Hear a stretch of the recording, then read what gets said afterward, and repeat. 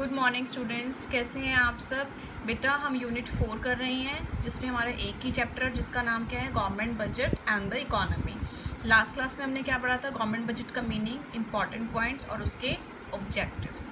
ठीक है, अब हमारे इसमें नेक्स्ट मेन हमारा टॉपिक क्या आता है, कंपोनेंट्स ऑफ गवर्नमेंट बजट। बच्चे कंपोनेंट्स का मतलब क्या होता है, पार्ट्स।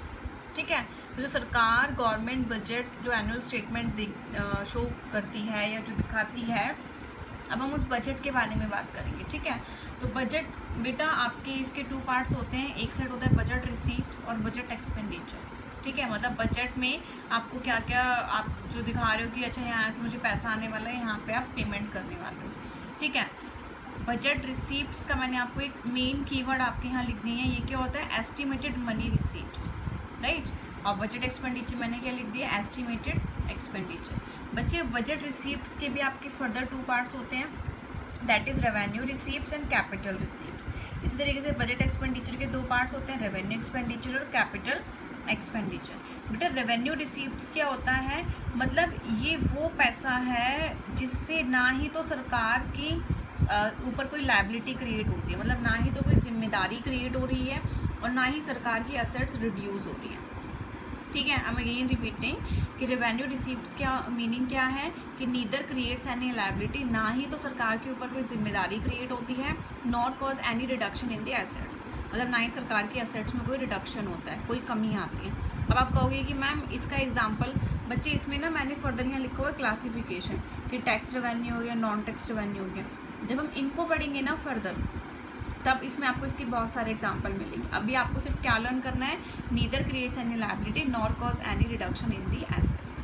ठीक है, कैपिटल रिसीप्ट्स का मीनिंग क्या होता है, ईदर क्रिएट्स लायबिलिटी, या तो सरकार के ऊपर लायबिलिटी क्रिएट हो जाती है और रिड्यूस एसेट्स, या फिर सरकार की एसेट्स कम हो जाती है, जैसे लोन वगैरह ले लिए।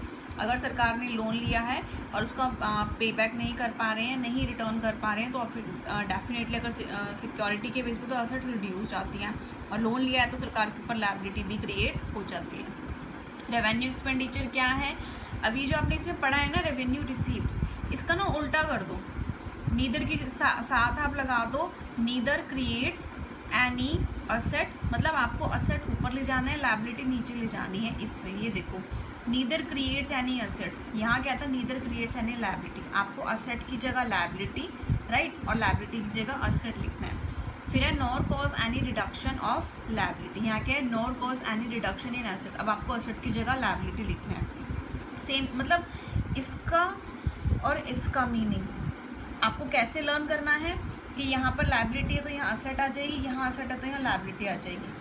और कैपिटल रिसीप्ट्स और कैपिटल एक्सपेंडिचर का मीनिंग आपको कैसे लर्न करना है, यहाँ पर लायबिलिटी तो यहाँ असेट आ जाएगी, यहाँ असेट तो यहाँ लायबिलिटी आ जाएगी। बच्चे मैं ये चारों इसलिए एक साथ आपको बता रही हूँ क्योंकि मैं इनको 1 बाय 1 भी करवाऊँगी। जब मैं 1 बाय 1 करवाती हूँ ना, बच्चा कन्फ्यूज होता है, इसीलिए मैंने एक प्रॉपर ये डायग्राम बना दिया इस पेज पर, जिसमें बच्चा कन्फ्यूज ही ना हो, राइट। तो इसका मीनिंग आपको लर्न हो गया, लायबिलिटी की जगह एसेट, असेट की जगह लायबिलिटी। इसमें क्या, लायबिलिटी की जगह एसेट और एसेट की जगह लायबिलिटी।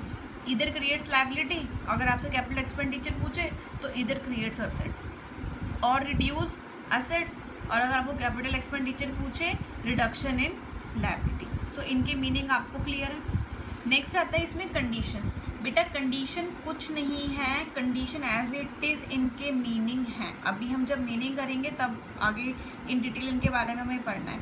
ठीक है, फर्दर जो रेवेन्यू रिसिप्ट्स और कैपिटल रिसिप्ट्स हैं, इसको फर्दर क्लासीफाई करा गया है कि कहाँ सरकार के पास पैसा आता है, तो टैक्स में से आता है या फिर नॉन टैक्स में से आता है। टैक्स में भी हम 2 टैक्स पढ़ेंगे, दैट इज़ डायरेक्ट टैक्स और इनडायरेक्ट टैक्स। नॉन टैक्स में हम क्या पढ़ेंगे, कॉमर्शियल रेवेन्यू, एडमिनिस्ट्रेटिव रेवेन्यू और एक्सटर्नल ग्रांट्स। और कैपिटल रिसीप्ट्स में क्या है, जिसमें सरकार के ऊपर लायबिलिटी भी क्रिएट होती है और असेट्स भी रिड्यूस होती हैं, कि सरकार पैसा ले रही है, मीन्स बोरोइंग कर रही है, या तो अपने देश में से या outside, means domestically externally, recovery of loans and advances और डिसइन्वेस्टमेंट। बच्चे आज की क्लास में मैं आपको सिर्फ और सिर्फ अभी ये मेन पढ़ा रही हूँ, मैंने फर्दर आपको बजट रिसीप्ट्स अच्छे से कराना है, ये सारी चीज़ें करानी है, लेकिन जब तक आपको ये पूरा का पूरा पेज लर्न नहीं होगा, मैं आगे आपको पढ़ाऊँगी, then you will get confuse. ठीक है, तो आज की क्लास हम यहीं तक रखेंगे। ठीक है क्लास, नेक्स्ट क्लास के लिए इट्स अ हम्बल रिक्वेस्ट कि कंपोनेंट्स ऑफ गवर्नमेंट बजट, ये पूरा का पूरा पेज आपको अच्छे से लर्न होना चाहिए। ठीक है, थैंक यू।